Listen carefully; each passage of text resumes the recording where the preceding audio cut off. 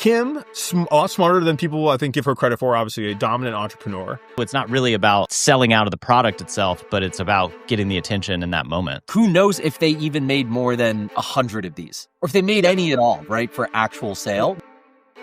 Skims, which we have known for having an insane velocity of just very good and interesting and shocking marketing as well as partnerships. Last year, they released these bras with built-in nipples, right? Hard nipples on here. The ring version, 10 out of 10. Yes. We have the hard nipple bras from Skims, which came out last year. And then this past week, they released this. Oh my gosh. This bush thong, right? Yeah. And they've got 3 images of it here. Really, no one modeling this. Obviously, they claim that they have it in a lot. No, there's a whole shoot. There's plenty of models and everything. There's models on Instagram. Okay, so let's go see the ones on Instagram. So we have these videos that have come out with it. So let's just watch this commercial here. Does the carpet match the drapes? With your host, Chuck Douglas. Welcome back to Does the Carpet Match the Drapes? The game show. Welcome that to says Does the to Carpet us Match the Drapes? If the hair up. They have this kind of like 70s style game show going. Yep. The game is, does the carpet match the drapes? That's their like promo. Oh my gosh. In this, there's a lot of people who are just like, is this like an April Fool's joke? They make a couple of videos, which as you see perform super well, right? Like 5 million views just across these 2 organically. There's a ton of press that they're getting where people are like, how did they drop this product? Why did they drop this product? Who's asking for this? And we've talked about this concept before as of product as marketing, right? Like the rational take to products is, hey, we're going to do R&D. We're going to see what our customers want. We're going to release products and like do this big cycle and do this big launch where this is a product that we want our customers to buy. Skims is basically saying, hey, we know we can only win in the art of just manufacturing attention and getting earned organic coverage. We can do that by releasing and launching products the same way that Mischief would think about this, right? You have them launching this. Who knows if they even made more than 100 of these, or if they made any at all, right, for actual sale. Yeah, and that's what I like. We'll get in the data once you're finished. So the idea here is that I think Skims has executed on this strategy fairly well because they seem to do at least one of these a year, maybe, They're doing one every couple months. They just had one, the face wrap. So they're now being like, cool, this is a quarterly strategy. What was the face wrap? That's the one they launched with Anthony Hopkins. Hannibal. Yeah. That's right. That's right. They post so much that it would actually, you might have to go down a decent amount to do it. They've had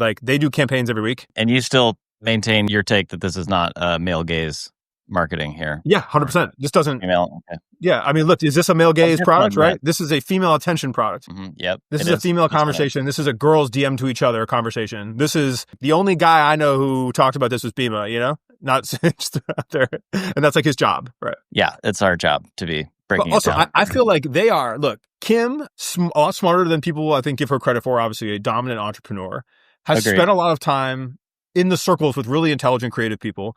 I'm sure has studied like postmodern theory and like Baudrillard and like is having fun putting these together and having this element to the brand that's like more than it seems and like thought provoking. And like she's around everyone from like Kanye to like Nadia Lee Cohen to like the smartest creative people. And I think they're having a lot of fun with this. I think so. So going back to, my taker perspective is like, this might not even be for sale. They might not have sold any, even though they just say sold out. And I think that's this other part of building hype and demand around it. But yeah, let's see, is there any so I went to the particle data. So I had a particle video this morning. For those of you who don't know, my series with particle is like, what do people actually buy? How much these collabs actually sell? I do a video about that every month. I went to lead my video this morning with the thong. So I'm in particle right now looking by sales. Last 4 weeks, I'm going to just make sure that we are current to these last few days. And I went through, I literally have these search string in here. I did thong, went through all the products, and it is not present, which everything else is present. So to me, that tells me that they didn't actually release it, because the way that Particle's tech works, from my understanding, is they actually scrape in stock data, and like query in stock data is a big part of how this works. That is my guess. I actually don't know that for sure. But I think it happens like once every couple of days. And so I think, yeah, so something that may, well, they're also, I've done collabs before, like collabs that have sold out and found the exact amount of info. So I am curious to think that like,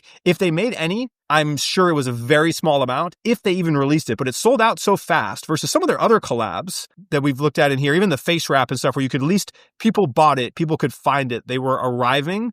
I'm curious if we get any non-influencer arrivals or anything like that. Yeah, it's a good question. I think the Nike Skims stuff is a separate thing. So I don't think that's Yeah, on there. that's on the Nike site. But you can generally kind of see. But to me, I was like, oh, this is pure marketing. Whereas before Yes. they sold the nipple bra.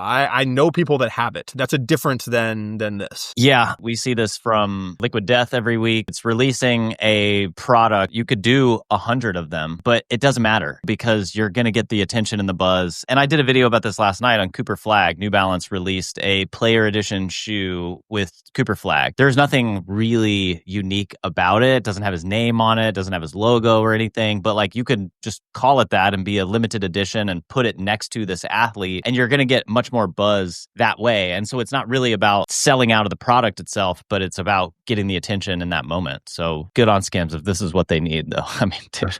And This well, and is so a I think lot. the question is, I think worth discussing here. We've obviously talked about this strategy before. I feel like every company that does multiple releases or is looking for something should be at least putting interesting stuff. It doesn't have to be this far inside that product lineup, right? Like, where's the social media team's involvement in that? Are they cooking on some packaging?